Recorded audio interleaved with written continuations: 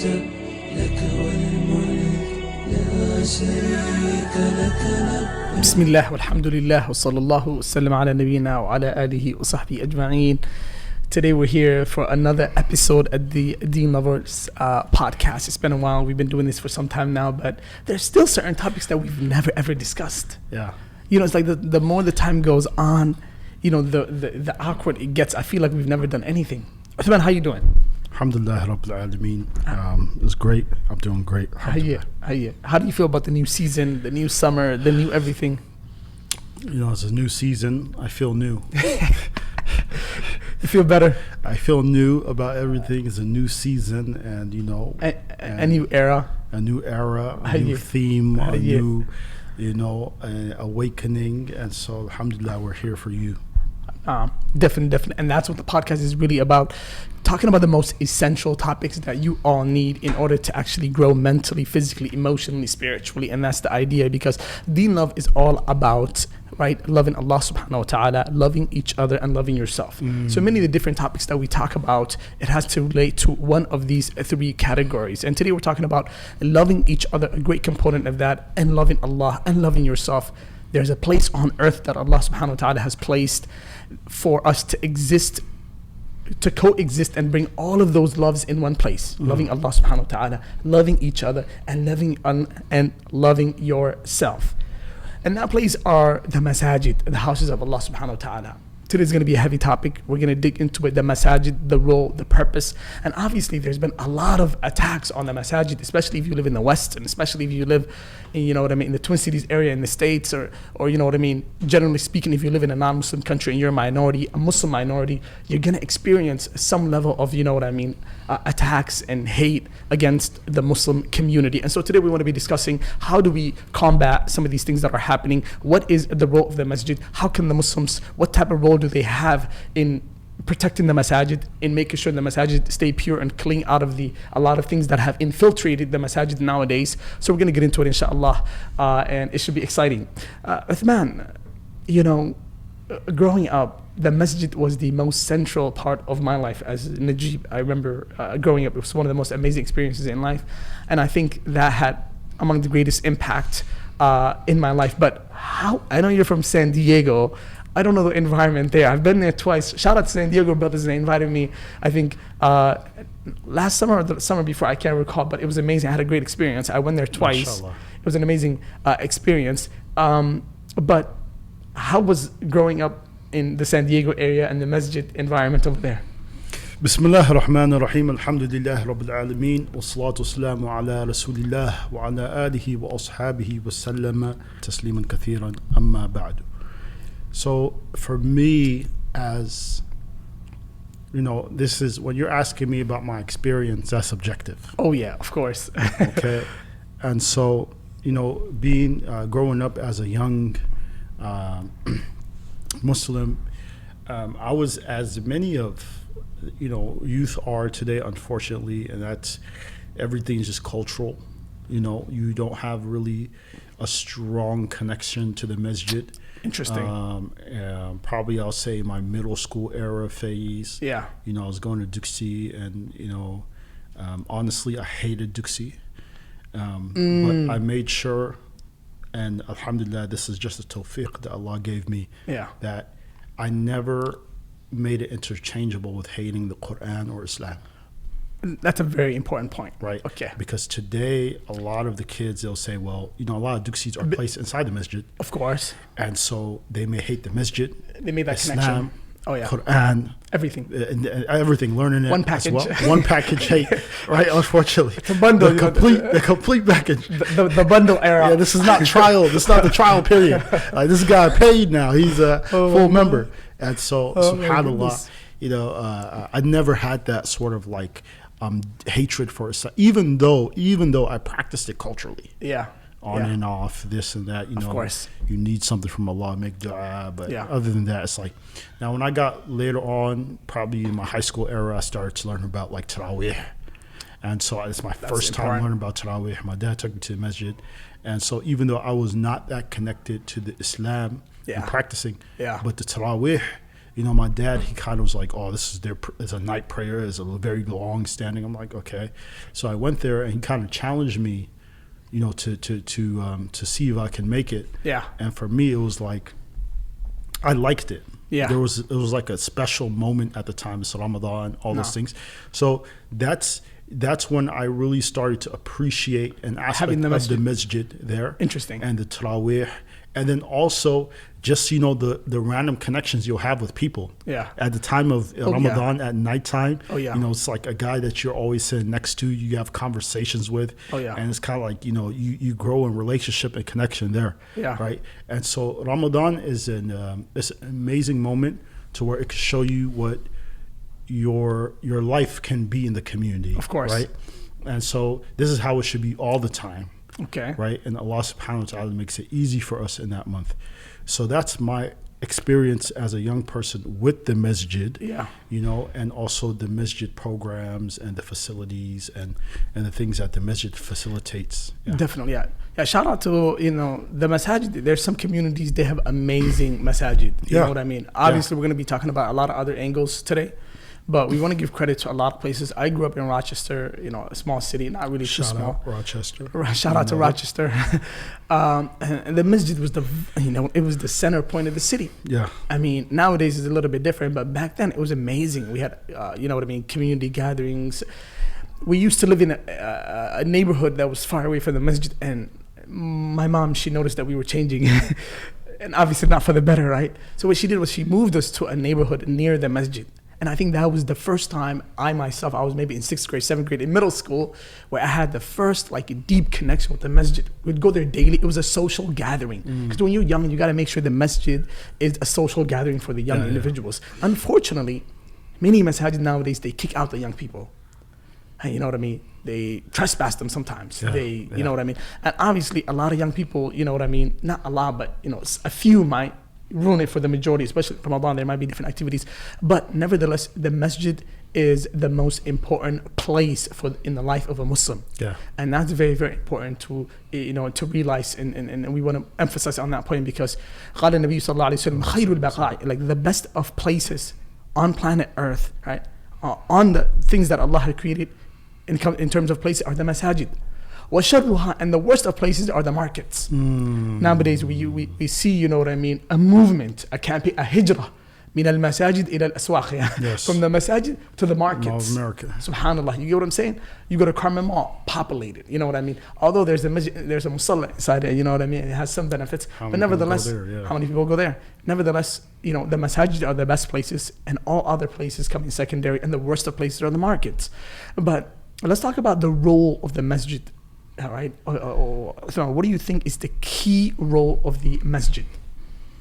So transitioning from the first thing that I said, I think also another important part to mention is that a lot of the good friends that you do meet is in the masjid, right? You meet a lot of people, duksi and stuff, like we mentioned, the madrasas, the Islamic schools most of them are held inside masajid. Oh yeah. And so just that is a natural consequence, is that you'll have people that you meet in there, which is important. Of course. It's a vital role. Of course. Right? So the masjid has a couple of roles. The first one is that the 5 daily prayers are established inside the masjid. Yes. These are things that make a masjid a masjid. A masjid. Otherwise, it may be a musalla or something like that, but it's not a masjid. Yeah. Then there's khutbah, Friday khutbah, the Jum'atul khutbatul Jum'ah. Yes. Then you have also an imam that teaches. Yep. Yeah, teaching knowledge and ilm that happens there. Consultations, with families and people who need help with religious guidance, spiritual guidance, and those sort of things. And conflict that happen between two people. Of course. It should be settled there. Yeah. And then, on top of that, it's a family space and place for people to come to and, congregate and, outside of the days of Jumu'ah and the 5 daily prayers, that they can go there and spend time with family and as a community have halaqat, which mean in Arabic circles. Of course. Right? Have circles where you come together as a community and speak and connect and expound and elucidate on the principles of Islam and see how it implements in our lives and practically, have some takeaway items from those circles. Yeah. So definitely, in short of all of those amazing benefits that you mentioned, all of those things are the essential things that happen in the masjid. And in total, I would kind of summarize it to be like, tarbiyah Islamiyah. Yes. Right? The salah, the halaqah, the seeking of knowledge, the socialization. This is the masjid. A person who's not connected to the masjid, they're missing out on tarbiyah Islamiyah. What does that mean? It's like getting Islamically appropriate discipline. You know what I mean? It starts with the salah, which gets you connected to Allah subhanahu wa ta'ala. Seeking knowledge, obviously. وَاتَّقُوا اللَّهَ وَيُعَلِّمُكُمُ اللَّهُ. You know what I mean? The masjid, حتى في عهد النبي صلى الله عليه وسلم, in the era of the Prophet صلى الله عليه وسلم, everything happened in the masjid. Yeah. Everything happened in the masjid. The salah, the education. Some of the Sahaba, they said, we used to sleep in the masjid. Abdullah ibn Umar said he used to sleep in the masjid before he got married. Yeah. And, just to be there. Ashab al-Sufa, they used to stay in the masjid. As poor Nowadays, you stay in the masjid more than 2 hours, you're kicked out. Kicked out. Yeah. One of the most saddest things I've ever actually seen. You go to the Muslim world, and immediately when the salah is over, they close the masjid down. Subhanallah. Immediately when the salah is over, they close the masjid down. Right? So we'll talk about the things that kind of led up to that. But I had a few points that we want to discuss. Number one of the key things that the masjid should serve is athibat. It gives the Muslim a way to have steadfastness upon the deen. What are your thoughts on that, Uthman? SubhanAllah, not having a connection to the masjid, it can definitely deprive somebody, of course, of first a lot of understanding of the religion, and also you're gonna have a void in which usually they fill it by going to some third space. No doubt about it. Somewhere else that that it's not pleasing to Allah. Yeah. Or being in gatherings that are not pleasing to Allah. Yeah. As human beings, we're social creatures. Yeah. So what that means is you are gonna have to have some social interaction. Of course. It's just something that it makes us human. Yeah. And even if you look at, for example, prisons, right? The reason why they do solitary confinement, they do that as a punishment. But people go insane. Of course. Because it's not normal. It's not a part of our fitrah, our nature, to be by ourselves. 23-hour lockdown and just be behind cemented walls and things like that. So this is what you have also, adam al-barakah. Yeah. You also have deprivation of barakah. Yeah. Deprivation of ilm and understanding of your religion.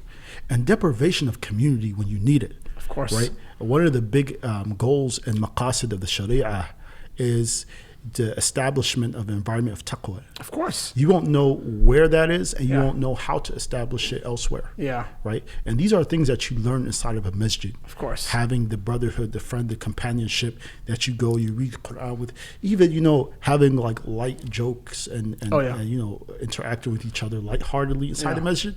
These are the ways you develop yourself and your personality and how to be a Muslim.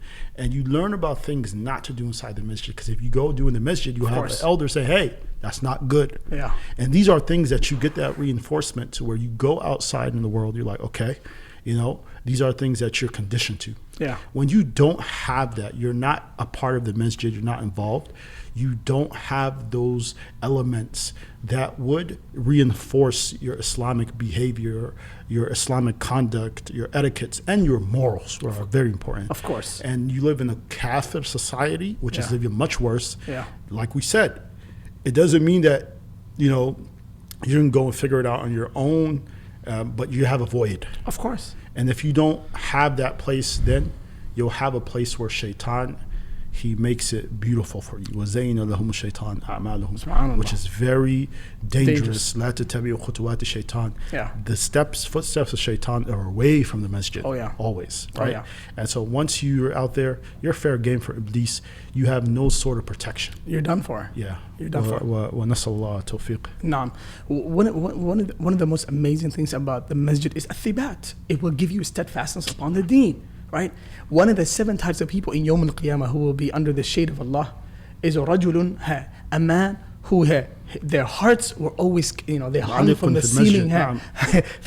From the ceilings of the masajid. I mean, that's just a metaphor, but what I'm telling you is, they were always connected to the masjid. This got them to the level of in Yawm al-Qiyamah, they will be under the shade of Allah subhanahu wa ta'ala. Yeah. So it's not holding onto the masjid and showing up and making sure you're always there. I remember growing up when I was, first year in college, or like 18. One of my cousins gave me, a lifelong advice. He said, Najib, no matter what you do, however busy you get, college, school, personal life, hooping, whatever it might be, pray one salah at the masjid every single day. Yeah, no matter what you do, just pray one salah at the masjid. Yeah. But when I heard that hit me in a different way, because I've never been given such a practical advice that could have like the most impact on your life. He said, just no matter what you're doing, try to make it to the masjid one salah a day. So I try to live up to that, and it was one of the most, some days, it was great, some days I failed, but nevertheless, it was a way to challenge myself. And alhamdulillah, to me, when I look back at it, especially those years, tough part, college years, That's very different. some of the toughest years of life, you know what I mean? A lot of pressure, a lot of, different things. Going to the masjid every day was always a reminder to, reboost your iman, check in with Allah subhanahu wa ta'ala, hold yourself accountable, you know what I mean? You regroup. If the shaitan and the nafs took you, away, they got you hostage somewhere. It's a way to break free from your desires and temptations and the shaitan and the nafs. So the risk is great when you're not connected to the masjid.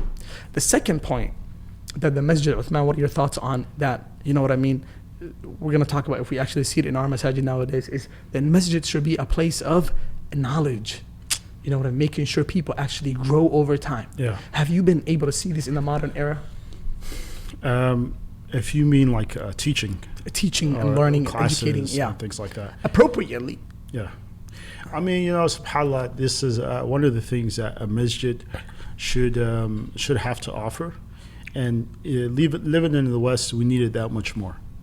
Yeah, of course, no doubt about it. Much more. Yeah. And so I would say from my experience in all the masajid that I've been through, you can probably count on your finger all of the masjids or masajid that have halaqat of ilm. Yeah. Of ilm. Yeah. Right? There's halaqat that are general reminders and young guys come together. Yeah. But we're talking about classes being held, learning about like your deen and fiqh and all that stuff and aqeedah.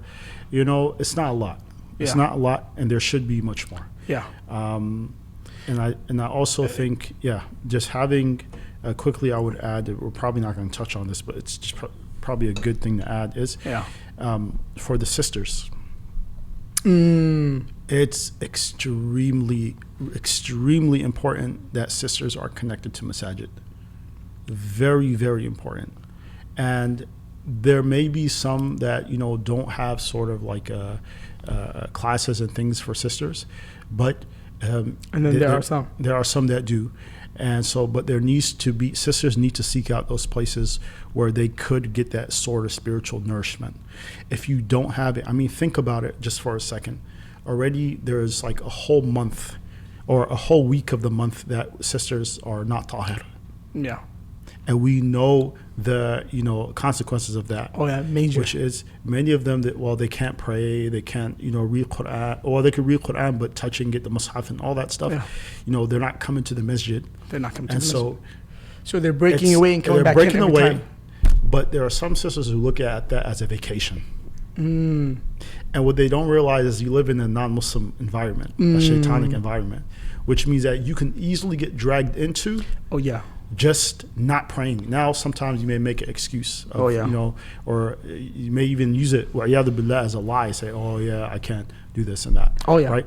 But we have to understand that not being in those spaces will start to, shaitan will have an advantage over you. Yeah. And then also the things that people are watching on Netflix and things like that. If you're doing that, it's even that much worse. Oh my goodness. You're filling your head and your mind, you're polluting that. Oh yeah. With those things, the masjid will become a very distasteful place for you. Of course. Right?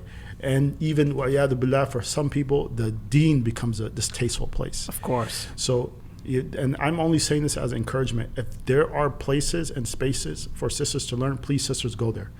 If there are places that don't have that, and this is like maybe your local masjid, advocate for those things to happen, and the people that are appropriate to teach those things, because it must be there, right? It must be there. We need our sisters to be more engaged with masajid. Oh yeah, that's what we need. Yeah, I'm always an advocate of that. If there are sisters out there that do need that, I'm always here and ready to advocate, reach out, and help to make those sort of circles. But never ever just sit back and just complain. That's not good. No. And never ever just sit back and just say, I'm not going to go to masjids. Already you don't have to go to Friday khutbah. Yeah. Right? And that's just a sunnah, or for you get rewarded for that, but you don't have to go. Right? But right now we need sisters. They need to hear khutbahs. They need to go. God. You see what I'm saying? God, So the amount of nourishment that is helping just the brother. Yeah. Right? What would it do for sisters? So we need to understand that our sisters are a very important part of society. Right? And they're mothers. They're going to be mothers, many of them. They're going to be wives. And that is a very essential part of society that we need to know their deen. Oh, yeah. We want them to go to Jannah. No doubt about it. And that's with ilm. You have to know Allah. You need to know the Prophet ﷺ. You need to know all these things. So we always that's just a message I'll give for the sisters as well. Yeah. No, that's a great point, because the sisters, like you said, you could easily let your guard down without even knowing about it. You know what I mean? You could easily let your guard down and you could be gone without even knowing. By the time you actually try to wake up, it might be too far. You could have a different taste. Because, exposure is extremely key in life. Yeah. And nowadays there's so many distractions. There's so many toxic, poisonous things out there. If you're eating from a poisonous tree, it's, having a normal type of food will taste differently too from that. It's going to be hard to break away from the poison. And so sisters do really need to, and that's something I really feel it for them, wallahi, because many masajid have a lot of different programs for sisters, but there are a lot of other ones that don't. So it's easy to get, if your local community masjid doesn't have sisters, courses, classes, seminars, catering to you, teenagers, however. And the saddest part is once the sister gets a little bit older, like 17, 18, she kind of just breaks away from the masjid because there isn't that many things happening for teenagers in general. It's not just her, even the guys. So, but it's easier for the guy to come back in because it's mandatory for him. He has to be like on the back of my head, like, I gotta go to Jum'ah, I gotta pray, I gotta, But for the sister, she has a level of flexibility, and so that level of flexibility, if she doesn't hold herself accountable, you could easily break away. Easily. So that's a strong point that Jazakallah khair for pointing that out. Yeah. But the masajid, in history have known to do those things. Yeah. Historically. A source of thibat, a source of ilm, a source of socialization, those three things we spoke about. But nowadays, the masajid have taken a turn. Okay? Not the masajid, but the people who run the masajid. The environment of the masjid has taken a turn. That's what I mean. Administration. Yeah. So administration, let's use that. The masajid is, قال الله تعالى وأن المساجد لله فلا تدعوا مع الله أحدا. The masajid belong to Allah subhanahu wa ta'ala. Right? A masjid must be built upon taqwa, and it must be maintained upon taqwa. Once there's self-interest, once there's other agendas in place, then you're hurting the masjid. You know what I mean? The sole purpose of the masjid is taken out of place. And nowadays, let's talk about some of the most hot issues that are impacting the masajid. Politics, right? The politics have gotten into the masajid. People who are extremely, sometimes, the worst of people of society come to the masajid to ask the Muslim community to vote for them and beyond, right? While they're outside voting for the most un-Islamic things. I mean, They're pushing for the most extremely toxic, un-Islamic, poisonous things outside of the masjid, right? And this has, I think, in the last few years, 3 years, 4 years, where especially in our local community, this has impacted a lot. The masajid have been opened to those type of individuals and to politics in general. Even though these people know that even in the masjid, you cannot announce somebody lost their stuff. In the masjid, if you didn't know, you cannot. You cannot take the microphone and be like, hey, somebody lost this, the last time found is over there, everybody. You can't do that. The masjid's sole purpose is those three things, athibat, seeking knowledge, connecting the Muslims, solving, domestic issues and beyond.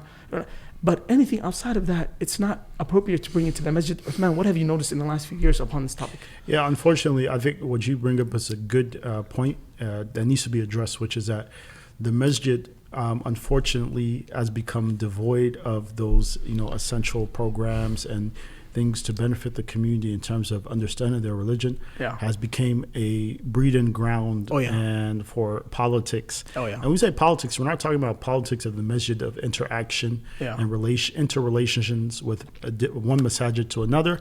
We're talking about the local politics, state politics, government politics, where you have politicians now that are coming inside the masjid, and many of them that are promoting and advocating for things that are against the Sharia are standing in front of the minbar where the Prophet ﷺ stood. And they're standing in front of the mihrab, and they're telling the Muslim community, Bismillah and Assalamu alaikum and this and that, and they're hoodwinking, right? And for this, I would call to hold account the Imams that are a part of the masjid and the administration, of course, for these things. We cannot, it doesn't make sense not to have, the masjid needs to have values. Like if the masjid doesn't stand on Islamic principles and values, who can we hold? Where else are we going to look for? Where can we go and look that for? Right? Doesn't make sense. And so if the masjid is supposed to be leading the community and showing them and guiding them about how to be Muslims in the community. And we're showing them other things and people and exposing them to ideas and activities that are hindering them in their iman, then this is a huge disservice. Major. Unfortunately, there are masajid all across the country, locally, citywide, statewide as well, that have become more politically active. And we're not saying every single thing in politics and local government like it's wrong or it's haram. You can benefit from some things, but what we have been seeing is a wholesale endorsement of political figures and candidates who we know it's like not even a question anymore. We've seen them. The community has seen as a whole, the stances that they take on things. I'll say just this one thing. There's one of the community leaders that advocates as a middle person for for some of these politicians, and you'll see them in pictures with some of these politicians, and saying, hey, vote for them and they're helping us and they're going to help your community. Then that politician goes and pushes an agenda that's like, for example, about Qawm or something. They say, hey, we're going to stand with them. We're going to push this. We're going to put, that's a part of their party values. Then this same guy who's a middleman will come back to that very masjid and say, let's have a conversation about how we're going to protect our kids from school indoctrination and books being read to them. It's like, wait a second, but you were standing next to the person that was pushing those policies. So you see, this is confusing. What is going on? It's confusing. Are they testing our intelligence? You see what I'm saying? This is an insult to intelligence. This is an insult to the intelligence of the people. But I think at this point we need to have a stronger community reaction to this, and we need to make it clear to our community leaders and our imam that we need them to step up and be there for us and lead us in these things. Right? We're not making takfir or condemning anybody. We're not saying, these guys are people of are scholars, are people of misguidance. Bil-aks, we're saying that we need them to show up for us. We need them to be there and make clear and wadih these situations. Right? And make it clear for the community, hey, these are the consequences of dabbling in politics and siyasa. Right? And we need to be clear about what some of these politicians and candidates are pushing for. Right? We can't just keep inviting people and say, hey, if we don't vote for them, and scaremongering, they're gonna kick us out of the country. It's amazing because if you've lived long enough, you see how some things have gone. You know what I mean? How changed over time. I remember a time, and I'm not that old. These things happen pretty fast. I'm not things. I remember old dude. But But I remember a time where in the masajid, it was, we were taught, when I was in the masjid at a young age, we were taught it's haram to be voting. No. Now the masajid, are the front lines of voting and politics and all these things. Yeah. You know what I mean? Which leads me to the next point, Uthman. Have the new administration of some, not all the masajid, you know what I mean? We're speaking in general terms always. We're not speaking into, general terms. Have some masajid, the people who lead these masajid, who've thrown politics into the masajid, have they thrown the masajid in the front line, leading to all these attacks and burnings? And, have we given the non-Muslims, a wrong understanding of what Islam actually is? Mm-hmm. You know what I mean? Are they attacking because they think we stand and we protect these type of values? Or are they attacking because, we have differences? What are your thoughts on this? Yeah. SubhanAllah, I think there's been, oh man. Too many things. This is a big thing. But obviously for us, the masajid, again, have a stronger a sort of role than what the churches do today. Yeah. And so that's a threat to the wider community. Okay. Because if you could just go somewhere to where you'll find a bulk of the community there, and you can get their attention, of course, as is in our community, that's a threat to the wider community. People are kind of leaving churches and things like that. Yeah. And they're kind of relying on more secular and liberal and modern way of life, which means that it's hard to find people and to organize, right? For them. But for us, you could just have some politician go to a masjid, and then you have people, the musallin are packed. Yeah. They're all there. Yeah. You know what I'm saying? And so that is a strong element of the democratic way of life, and organizing and doing all those things. And so when you have that here, first that's a threat to, of course, certain parties and opposition of that don't like Islam. Yes. Individuals that don't like Islam already. Yeah. And the Muslims. Yeah. Right? They don't like that. And so our community centers and masajid represent for them a threat to their way of life. Yeah. A threat from getting what they want. Yeah. Right?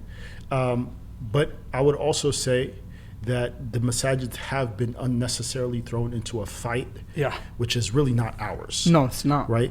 And in fact, you'll find some of the positions that politicians want the Muslims to take are contrary to our Islamic values. Of course. Right? And then in terms, what happens is people now take the masjid as a form or a target. A target. And to attack there, whether it's through, legislation, speeches, rallies, and physical attacks as well. Physical attacks. Yeah. And so that puts at danger our kids, of course, our families, our wives, our women, of course, our daughters. And so now, it's like, what are we doing? Yeah. What's the point of all this? Yeah. So when I kind of digested the matter is the politicians, at the end of the day, they have an agenda. They're looking to fulfill their agenda. But I'm wondering, why couldn't the people who lead the masajid understand to separate the masajid, the community, and the deen, and all these other stuff? Why couldn't you just come up with a community center where you're like, hey, are you a politician? Come to our community center. You know what I mean? Yeah. Not the masjid. You'll go to the masjid. Yeah. Don't go to the masjid. Come to our community center. Let's see what we you know what I mean? You have an agenda. We have an agenda. Let's talk about it. But don't bring the politicians into the most sensitive part of your life and the community, you know what I mean? And expose the community to these type of individuals where later on, where you have young Muslims that we're talking to in the community about certain issues, and then they're like, hey, so-and-so who taught me this, she was at the masjid. Yeah, next to, in front of the men and the women and everybody, and she's promoting these type of things, and now you're telling me it's, not appropriate. So it contradicts everything we stand for. Yeah. And so what can we do with men to how can we assist these leaders in these some of the ai who have gone this path? First of all, I think we need to make clear that there are arguments that are being used to have these individuals come to these spaces in masajid and interact with the community and ask for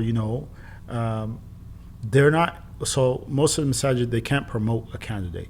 No. What they can say is like, hey guys, they can introduce themselves and say, hey, we're having an event down the hall or down the, down They the facilitate street. it. They facilitate it, right? And they say, hey, hear this guy out or hear this person out. Yeah.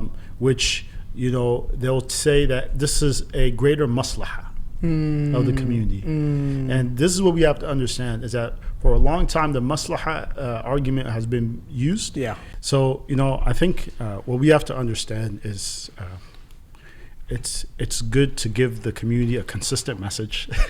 And the masajid needs to be stand on values that are Islamic. Of course. Right? When we're inviting people to speak to individuals, candidates, who oftentimes really don't deliver on promises, right? And they lie to us. And even the things they promise us, really, we have no use for it. Yeah.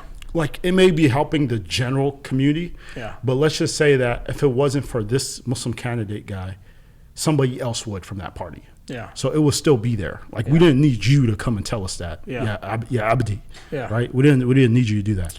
Okay. That's the first thing. The second thing is, like we mentioned before, the masajid should not be a place for, what do they call that again?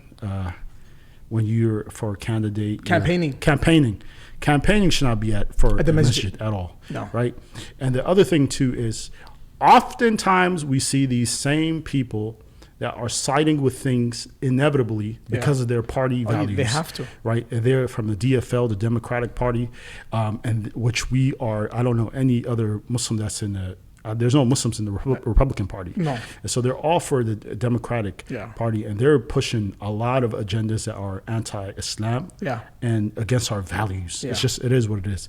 And so when we do that, then it sheds a bad light on the Imams of the Masjid, of course, the spiritual leaders, because now you can't go and separate yourself. No, you can't. Invited that guy, you allowed him to stand there in front of the minbar, and say those things. You say those things and say, hey, elect me, or campaign, promote me, or vote for me, and then I'll do this for you. Now the people are going to come to you and say, hey, look, the schools that we're in, they're teaching books of pornography to our kids, right? And the people that you're bringing here, they're the ones who are pushing passing it. these laws. They're pushing it, and they're helping those laws to be passed. And then as an imam, you can't go like, oh, well, I don't believe that, and I'm against that.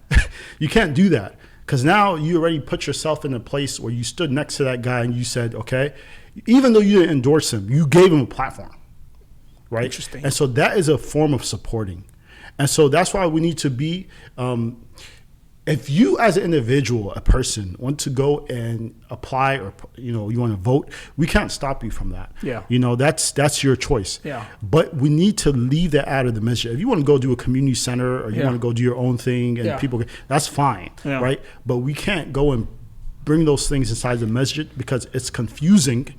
And for many of the times, like we mentioned, this is the last point I'm going to mention, is that these issues are not clarified afterwards. No, let's say not. Even like, okay, this candidate, he said good things, and he said he was for our community, promoting our values, but we saw him do X, Y, Z. And we don't agree that. There is almost never like a clarification. Say, hey, guys, you remember the guy that was here? Guess what? We're not with him. We're not associating with him. We didn't know. There's nothing. It's almost never that. So which brings into the mind, it's confusing, because not only parents are, now youth are watching that, and they're like, Oh, yeah.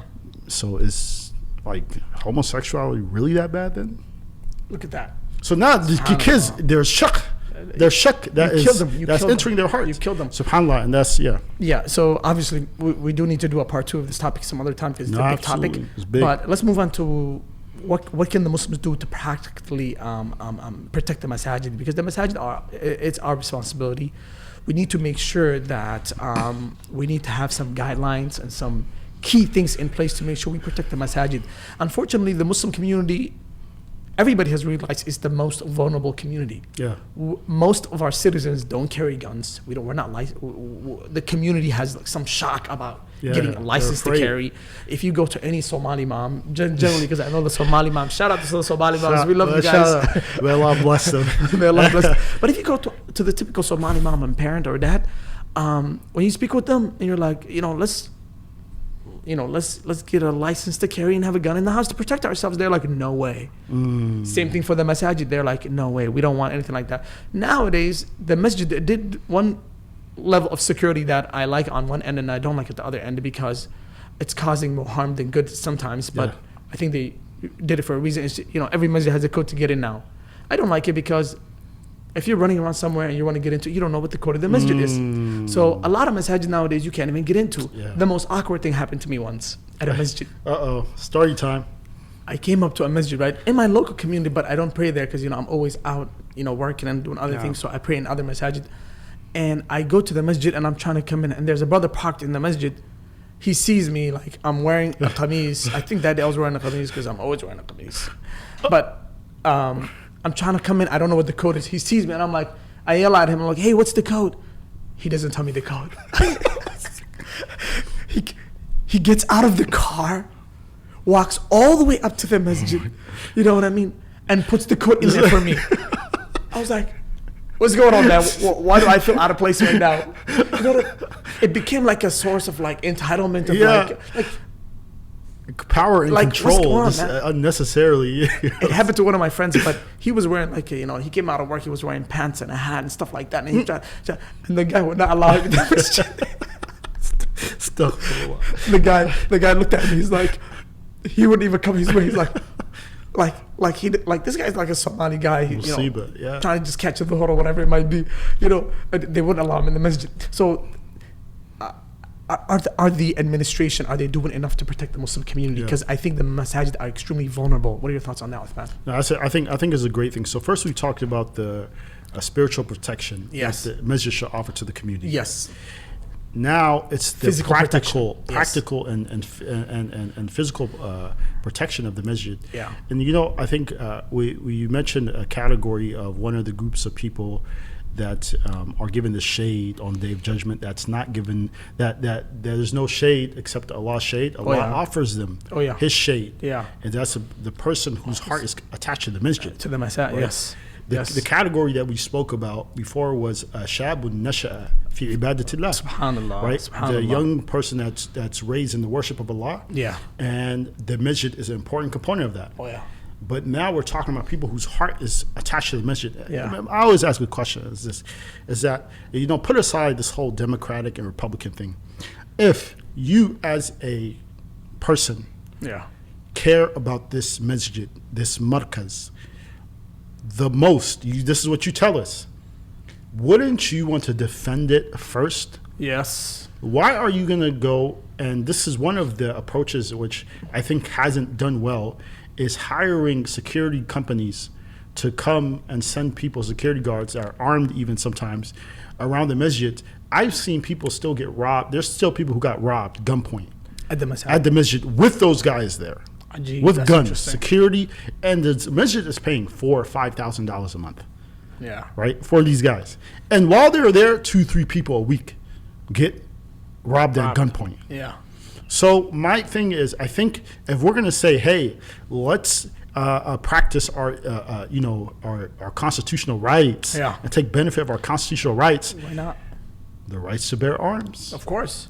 It is a constitutional right. Yeah. We're not saying do things illegally. There's a legal way of doing it. There's a legal way of doing it. It seems like the rest of the non-Muslim community takes full benefit of their rights. Of course. But we always just mention voting and all this and do that and your voice, your choice, your voice, your choice. It's like, okay, listen, we have to be practical at this point. Yeah. If we're telling them that, if we're saying the masjid is dear to our hearts, but we don't even have the goal to protect it ourselves and take the measures legally to protect ourselves. Today you could get what? You can get license to carry. Yeah. Right? Conceal and open carry. You can do that the legal way. Easily. We're not saying every single person go out and get guns. No. We're saying let there be at every masjid a group of responsible adults to go and carry those things and be around, that are going to be around the masjid the most anyways. Yeah. Right? Yeah. That way, this will be a deterrent. This is what I'm saying. Of course. Because everything else we're offering is not helping. No. We have press conferences and we condemn people. Yeah. And I don't think the people that are attacking the masjid are like, wow, they condemned us. Let's stop doing what we're doing. Yeah. Right? It just even makes them bolder. That's what it seems like. Because after every press conference, attack. attack, more attacks, more Yeah, attacks. of course. Wa'iyadu billah. Yeah. So I think the administrations of the masajid need to take some serious steps in protecting the Muslim community. Yeah. Obviously, people have figured out that the masajid are vulnerable. It's a place where a lot of people gather, event, hundreds, sometimes thousands of people weekly, and guess what? There's no layers of protection. Yep. Yeah. If sometimes there's maybe one layer, and sometimes there's no layers at all. There should be multiple layers of protection. And so we want to make sure we give the masajid advice. I talked a lot, not a lot. I used to, not anymore nowadays. I'm just, caught up with dunya. But what we all need to do, everybody who's watching this, talk to your local community, talk to your local masjid, try to make sure what are the layers of safety net for the community, right? Especially on the weekends where there's like thousands of people in and out all the time, hundreds, right? Young kids, families, vulnerable people, right? And there is no layers of protection. There shouldn't only be one layer. There should be multiple layers so that if somebody passes one layer, they're faced with another layer and then another. That's really sick. The second thing is we should keep politics out of the masajid, right? Guys who hate Ilhan Omar, but they see Ilhan Omar at the masjid holding a press conference with everybody. It just doesn't make sense. Let's keep the politics out of the masjid. You know what I mean, right? Because what are your thoughts on that, Uthman? Yeah, just keep the politics out of the masjid. I think that's pretty clear. There are already measures that some masajid take already. We mentioned like the quota at the door. Yeah, that's a measure. There are some volunteers that kind of go around the security, parking, and those sort of things. There's people who may do ribat at some point at the masjid, and so that's also a very important deterrent as well. But just I think we as a community, what my message is, we just need to meet our mouth with actions. The language we're using about if for example your wife got attacked, and I'm saying she's there with you, you call the police and you can call security. No, you would do something yourself to protect action. Right?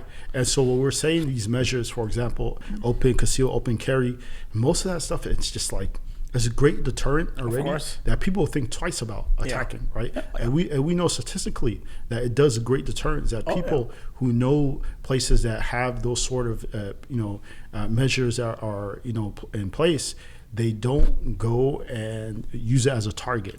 Right? They don't prey on places like that. So and we have our kids there as well, which I get the whole idea of we don't want our kids to be exposed to it, but they're exposed to it one way or another. Of course. Plus, these are adults that are going to be holding these, weapons. It's not going to be in the hands of kids. It's not going to be kids. Yeah. So if you have at least, 30 to 40, 50 people signed up in the masjid, written, they're all licensed to carry, and the masjid's catalog has it, and every, let's say 20 are responsible for Fajr time, and you divide them up and you put them in places that are important and they're part of their prayer, the masjid will be secure. Yes. You know what I mean? And that is a great layer of protection. I don't know of any masjid who does that.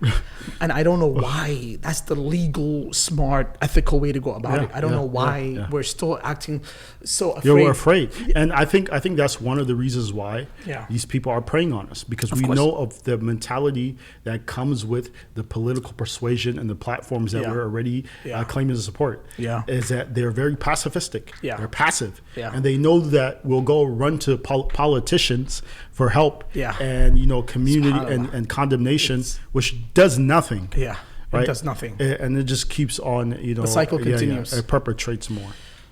So guys, this is a big topic. We will do a part 2, I think, in the future sometime with, when inshallah, sometime it's a big heavy topic. We want to hit it from many different angles, but those are some of the key takeaways. Try to make sure you know what the protective layers for your masjid is. That's a great takeaway from this. Let's, as a community, let's keep the politics out of the masajid. The masajid have certain purposes. So let's focus on that purpose and bettering the community, because those purposes have not been met. Yes, that's true. The key things that the masjid is supposed to do are neglected right now. No. So for us to focus on extracurricular activities when the key things are not met and they're not there, security, it doesn't make sense. You know what I mean? Safety, security, and nurturing the community. You know what I mean? No. So closing statements of and then I think we covered it all. This is a big topic, and this is not where it stops. If you guys have any, I would say, be in connection with your masjid, talk to your imams, talk to the administration there, see what you can do. See what you can do in order to help ideas that you have presented to them, because this is a community center. It's not just a place where we pray. This is a place where, you know, this is ours. It doesn't belong to one imam or administration. وَأَنَّ الْمَسَاجِدَ لِلَّهِ فَلَا تَدْعُوا مَعَ اللَّهِ أَحَدًا. And so Allah owns all the masajid, the marakiz, all these things, right?